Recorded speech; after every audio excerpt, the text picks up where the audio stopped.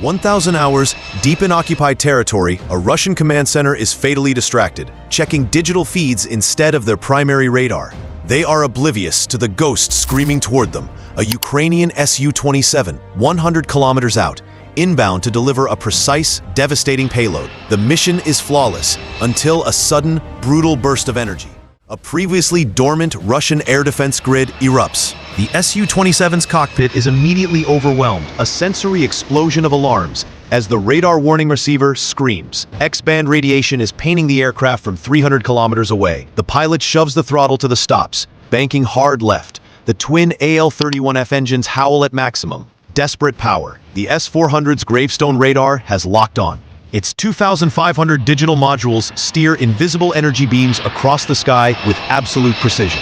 Within moments, the 7.5-meter-long 40N-6E missile rips from its silo, rocketing toward the heavens. This bad news accelerates to an unimaginable Mach 14 faster than you can blink. Inside the Russian command vehicle, operators track their designated target, Track 247. The missile isn't simply chasing the plane. It's flying to a point predicted by advanced physics. Here, the mathematics dictates the fighter will be in 90 seconds. This is the deadly art of proportional navigation, the same genius calculation a quarterback uses to hit a moving receiver. The S-400's computer solves this complex geometry problem 100 times every second, constantly refining the aircraft's future meeting point. The pilot dives, seeking the protection of the land itself. At just 500 feet above the Ukrainian fields, he hurtles into a river valley, utilizing the planet's curvature as a shield. Below 1,000 feet, the S-400's horizon is blinded. The missile, still streaking, receives its last data. Target last seen at 300 degrees, 200 meters per second, altitude unknown.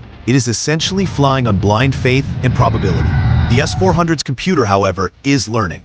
Using complex Kalman filtering algorithms, it combines the last radar readings with predictive physics and knowledge of past Ukrainian strikes. The system isn't just tracking, it's predicting. It calculates exactly where the pilot must briefly ascend to release his JDAM-ER payload. It's betting that mission-dictated physics will always defeat human unpredictability. The pilot sees the time-to-impact counter ticking down as his fuel gauges plummet. The detour for the first evasion has cost him precious minutes and massive fuel reserves. Low-altitude flight drains those AL-31F engines at 300 kilograms per minute. Suddenly, a second S-400 battery, 350 kilometers deep inside Russian territory, illuminates. But this one isn't tracking, it's gambling. The 48N-6DM missile launches toward empty sky, programmed to arrive where historical data dictates a Ukrainian jet statistically appears. This is turning air defense into a game of probability, shooting at patterns instead of planes.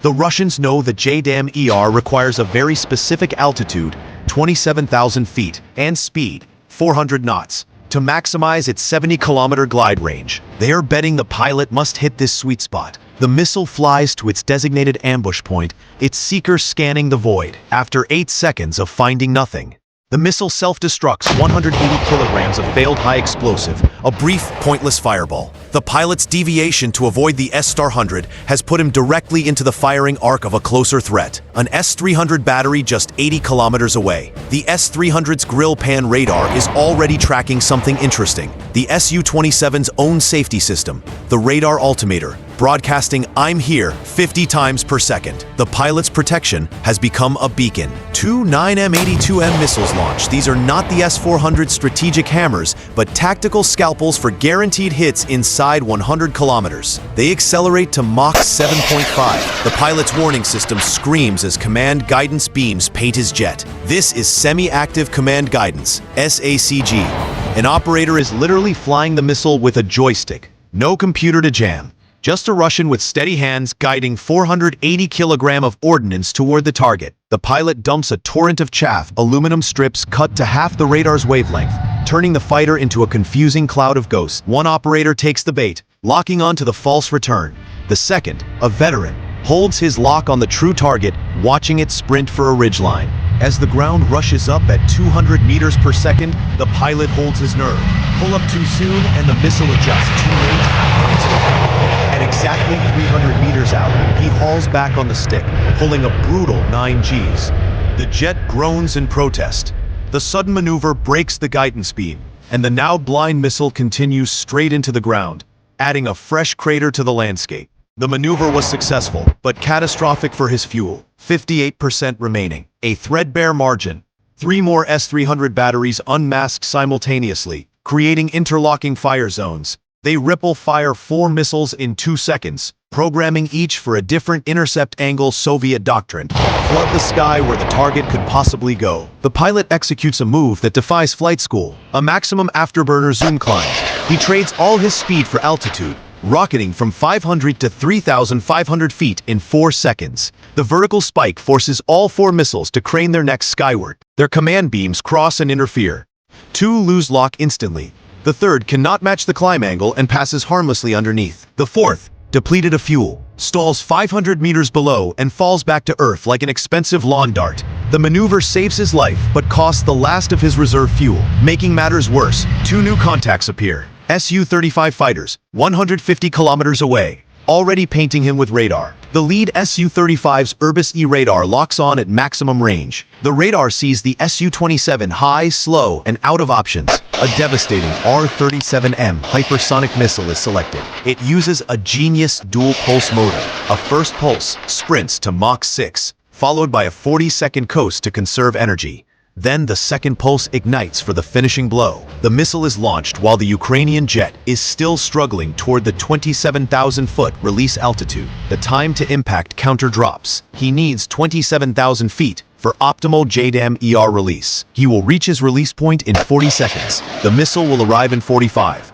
The JDAM interface gives him green lights. It knows its coordinates. Its wings are tested, and the fuse is ready. All it needs is separation. At 26,800 feet, with the R-37M closing at 2,000 meters per second, the pilot releases the bomb. Explosive bolts fire, springs push the wings outward, and locks click into place. For the next 3.2 seconds, the pilot must hold steady, defying every instinct screaming of aid. Any sudden maneuver could damage the deploying wings or interrupt the GPS coordinate transfer. The R-37M seeker activates at 18 kilometers, instantly finding the Su-27's radar signature. As the JDAM finally clears the pylon, the pilot snaps the stick into his stomach, rolling inverted and pulling a brutal 9 Gs. Chaff and flares explode behind him like a desperate firework display. The R-37M attempts to follow, but cannot generate enough lift in the thin air. It passes 100 meters overhead. Its proximity fuse detects the fighter and detonates anyway, peppering the fuselage with hypersonic fragments. Hydraulic pressure drops, engine temperatures spike, but the jet is wounded, not dead. It is flying. The JDAM-ER glides through the morning air at 280 kilometers per hour. Inside its electronic brain, a silent war rages between Russian jamming and American engineering. A Russian Kasuka-4 system floods GPS frequencies with noise, but the bomb engages its countermeasures, switching from civilian GPS to military M-code encrypted signals on different frequencies. Between updates, the inertial navigation system, INS, takes over, accumulating 5 meters of drift per minute. After 4 minutes, the jamming intensifies, GPS vanishes completely. The bomb flies blind. After 45 critical seconds, drift reaches 20 meters, dangerously close to identical adjacent buildings. Then, a breakthrough. 4 satellites reacquired simultaneously.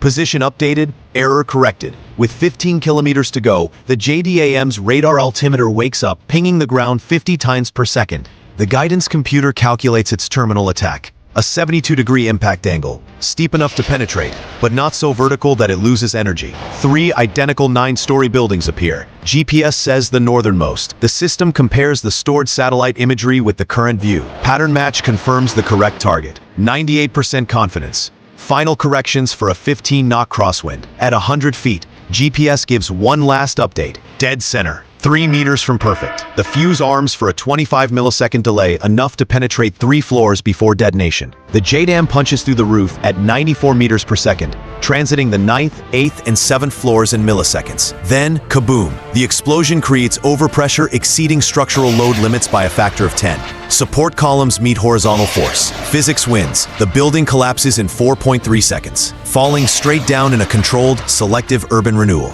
The pilot, now diving for home at 100 feet, will never know how close the mission came to failure. His fuel gauge shows 18%, but his bomb has kept its date. If you like deep dive in military, don't forget like, subscribe for more interesting video. Thanks for watching.